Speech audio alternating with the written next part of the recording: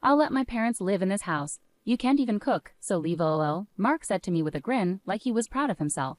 I was so shocked I couldn't even respond.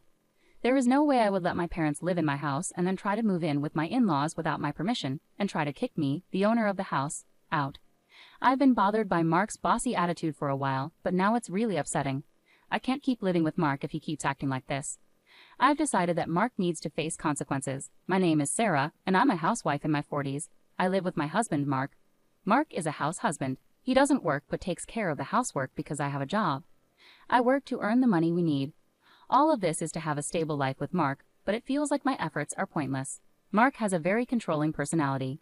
It's not that I think there's anything wrong with being a stay-at-home husband, or that men should always work, but even though he's not working, he acts like he's the one in charge and is protecting the house. Out of the blue, Mark would say something like, "I'm so tired today, I want some ice cream, go buy it for me," while lounging in the living room at 11 p.m. The convenience store isn't far, but after a hard day at work, I was exhausted and annoyed by his demanding attitude. "Why don't you go get it yourself? It's just a short walk to the store," I replied, sounding harsher than I intended. That's how much Mark's behavior irritated me. When I refused, Mark chuckled and said, "You think that's how you should behave? You never know what will happen if you upset your husband. He always acts like he's the man of the house and deserves respect because of it." Honestly, I'm fed up with Mark acting superior and expecting respect just because he's the husband. Every time he behaves this way, I feel more and more frustrated and unwilling to deal with him.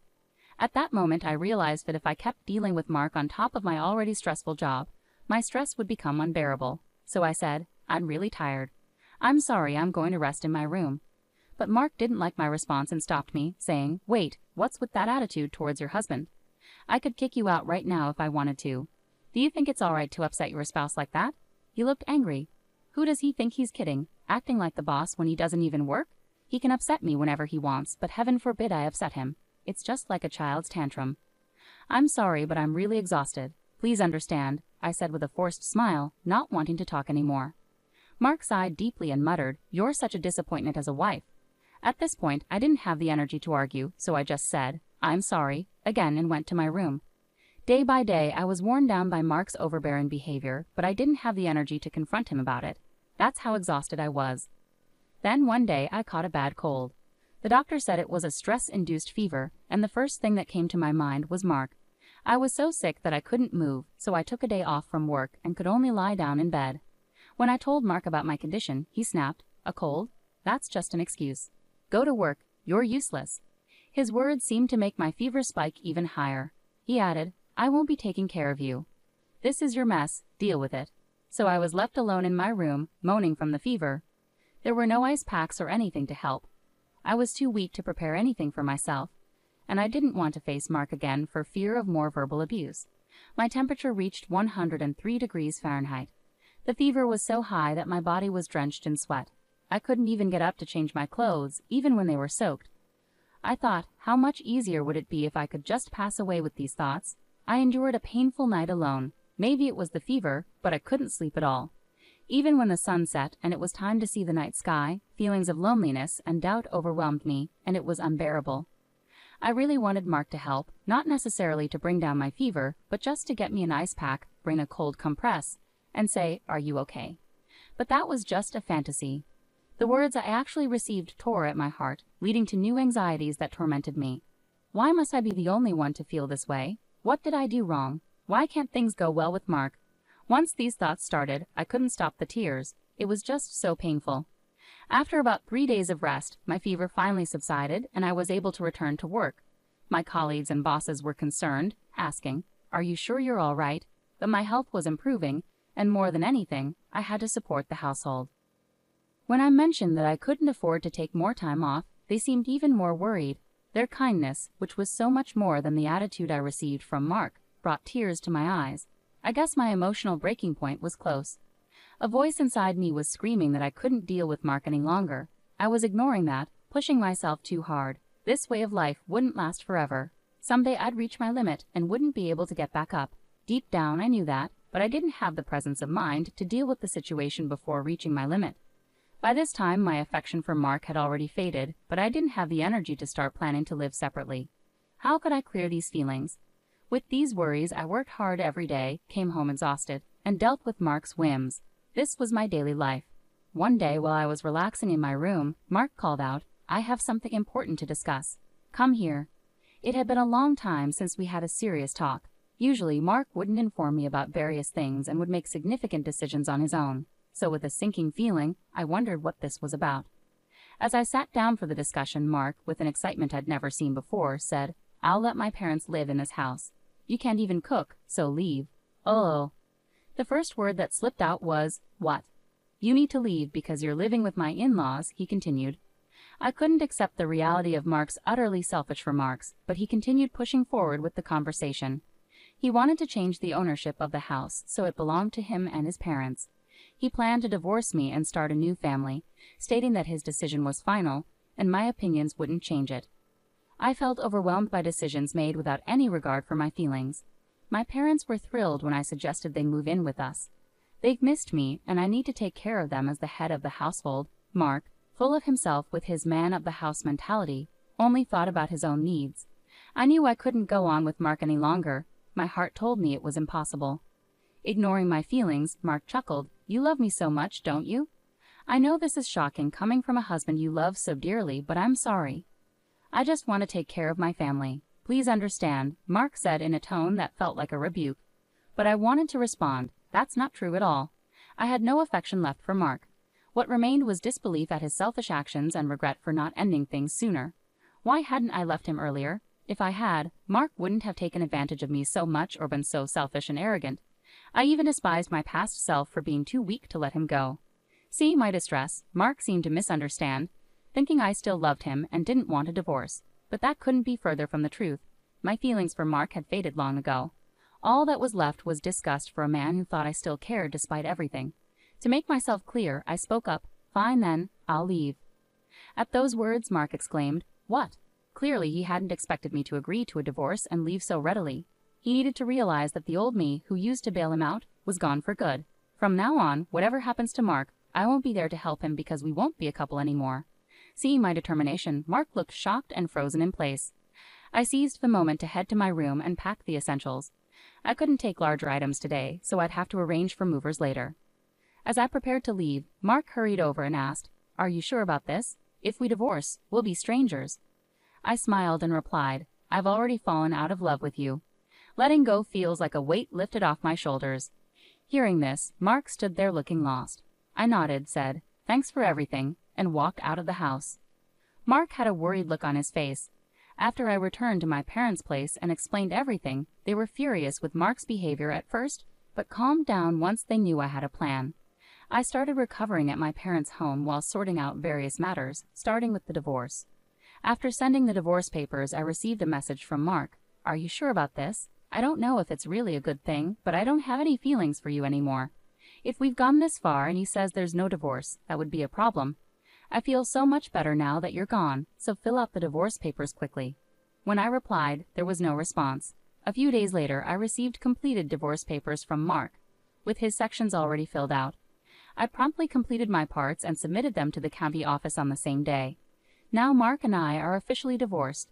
I no longer have to support the household as Mark's wife. During the divorce, we divided our assets. Mark got the house as he had originally insisted on it, so I transferred ownership to him and decided to move on. The house was never really comfortable for me anyway. It had been more of a burden. Instead, I decided to seek alimony from Mark.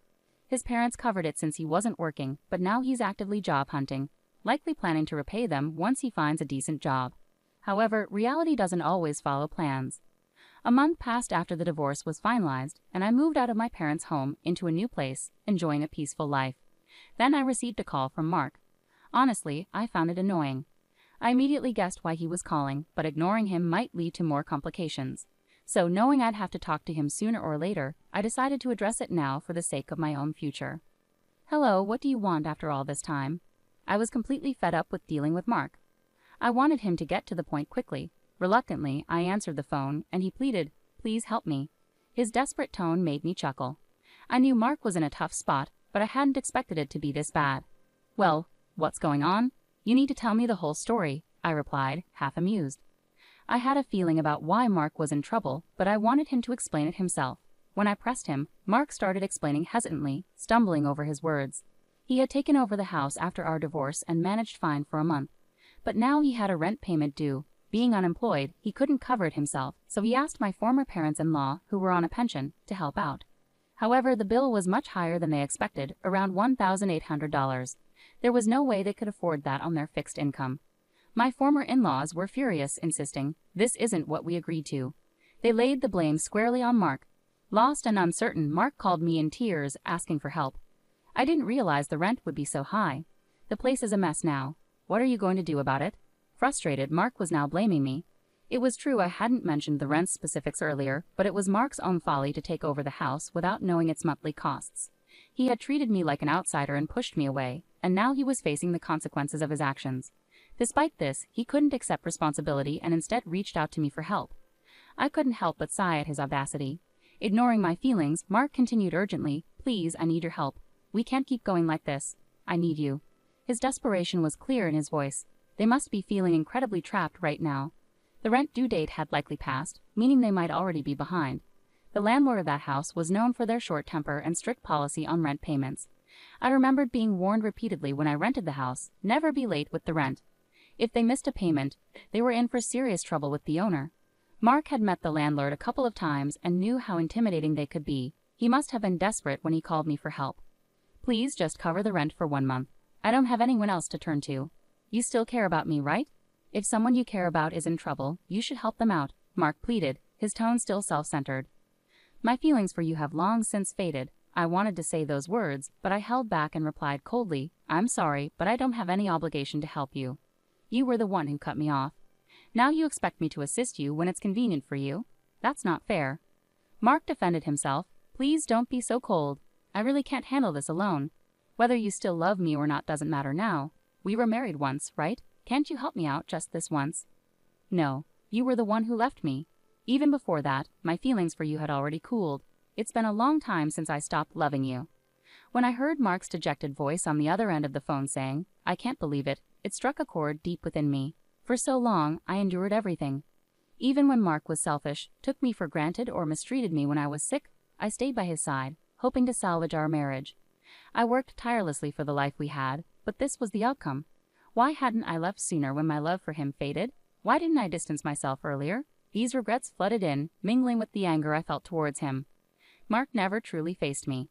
He never showed real concern, never protected me, and never embraced the idea of navigating life together as a team. All this time, he treated me like a maid, a mere money-making machine. Each time he acted this way, he seemed oblivious to my suffering. Yet now, despite all this being a result of his actions, he came pleading for help as if he were the victim. His self-centered attitude was repelling.